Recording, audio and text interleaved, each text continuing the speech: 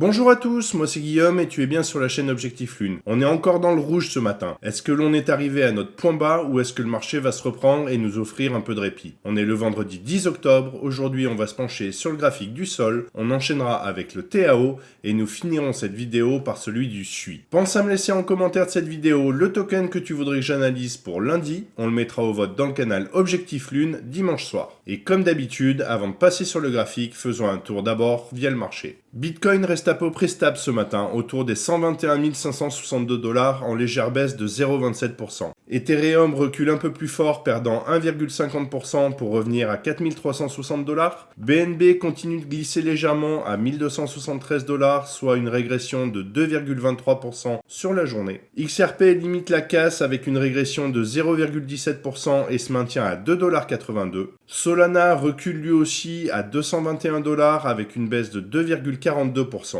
Et la plus grosse baisse du jour revient à Aster qui s'effondre de 16,49% pour tomber à 1,57 $. Maintenant que nous avons fait le tour du marché, allons voir un petit peu ce qui se passe sur le BTC. Pour le moment, nous pouvons voir que du côté du RSI, nous avons fait un léger plus bas juste ici. Ce qui pourrait, si ça se confirme, induire une correction de plus grande ampleur sur la zone des 117 415 et des 115 342. Je trouve qu'on manque encore un peu de données, donc on va aller voir tout de suite ce que nous raconte le H4. Si on s'attarde sur le RSI, on peut constater plusieurs choses. Dans un premier temps, nous sommes venus rebondir ici sur notre pivot baissier. De plus, on peut constater que nous avons une divergence à plat ici entre le prix et le RSI et que nous sommes coincés dans un range compris entre les 124 197 et les 119 651, cette zone-là. Dans cette configuration, on pourrait retracer l'ensemble du mouvement baissier initié depuis le 9 octobre, ici sur la zone des 122 460 et des 121 924. Si par contre notre RSI vient ici casser notre pivot par le haut, dans ce cas-là, on prendrait le retracement de l'ensemble du mouvement baissier initié depuis le 6 octobre et on irait chercher ici la zone des 122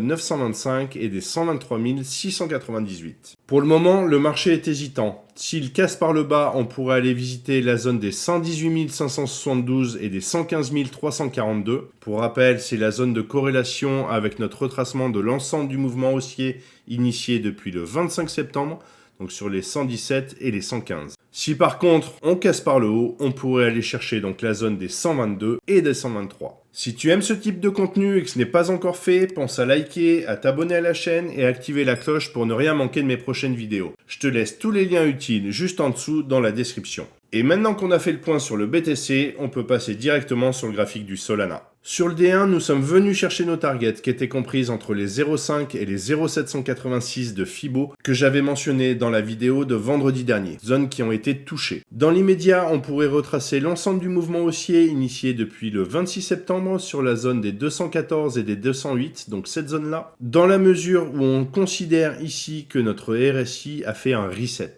Ce qui nous permettrait ici de nous projeter sur les zones des 261,71 et des 290,75 avec une zone de best price qui serait comprise entre les 279,66 et les 274,49.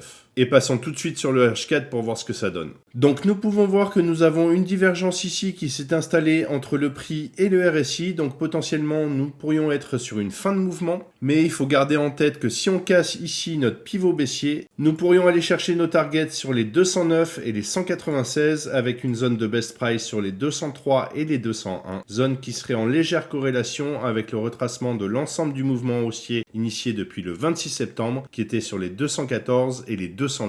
Pour repartir à la hausse, il faudrait ici que notre RSI vienne casser notre pivot haussier et dans ce cas-là, on pourrait peut-être se projeter sur notre target D1. Rien de plus à dire pour le moment sur le sol, donc ce que je vous propose, c'est de passer tout de suite sur les annonces macroéconomiques parce que la journée risque de bouger un petit peu. Côté macro, on a une journée plutôt light en nombre d'annonces, mais il faudra quand même rester vigilant. À 16 h, on aura la publication du Michigan Consumer Sentiment, autrement dit la confiance des consommateurs américains pour le mois d'octobre. C'est un indicateur à fort impact parce qu'il reflète le moral des ménages aux États-Unis et donc leur envie de consommer. Un chiffre plus haut que prévu peut renforcer le dollar et mettre un peu la pression sur le marché crypto, euros, tandis qu'un chiffre plus faible pourrait redonner un peu d'air au Bitcoin et aux altcoins. Le consensus est attendu à 54,2 contre 55,1 le mois dernier, donc si la confiance grimpe, on peut s'attendre à un petit pic de volatilité sur les marchés en fin d'après-midi. Bref, reste attentif autour de 16h, ça pourrait bouger du côté du BTC comme du SP500. Et maintenant qu'on sait un peu mieux où on met les pieds côté macro, on va pouvoir enchaîner avec le graphique de TAO.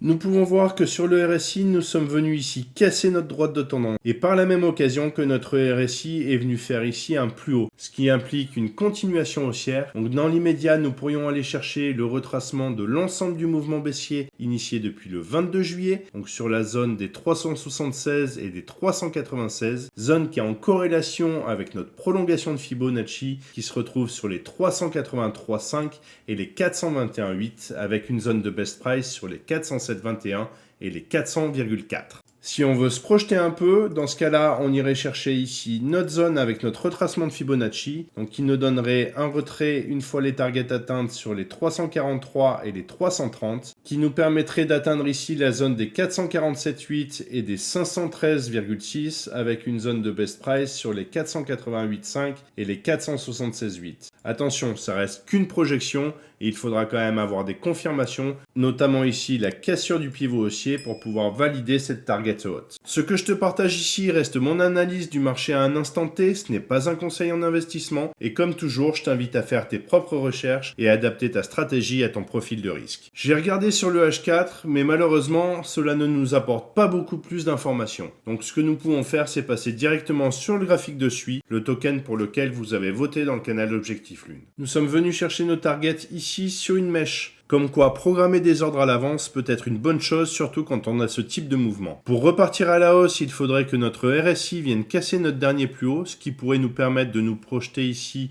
sur la zone des 3,96 et des 4,35, avec une zone de best price qui serait comprise sur les 4,20 et les 4,13. Et allons faire un petit tour sur le H4. Dans l'immédiat, il est tout à fait possible qu'on ait un dernier plus bas ici dans notre zone violette. Pour invalider ce scénario, il faudrait que le RSI vienne casser ici notre pivot haussier. Et dans ce cas-là, on irait chercher la zone des 0,5 et 0,618 de Fibo du retracement de l'ensemble du mouvement baissier initié depuis le 6 octobre sur les 3,51 et les 3,56. Voilà, je pense qu'on a fait le tour pour aujourd'hui. En résumé, on est peut-être sur la fin de notre mouvement baissier. Il faudra attendre quelques confirmations, mais il est tout à fait possible que nous repassions à la hausse d'ici quelques jours. Reste vigilant cet après-midi car on a le Michigan Consumer Sentiment qui pourrait amener un peu de volatilité sur les marchés. De mon côté, je te souhaite un excellent week-end. On se retrouve lundi pour faire une mise à jour sur BTC. Et comme toujours, prends soin de toi et de tes cryptos. Ciao!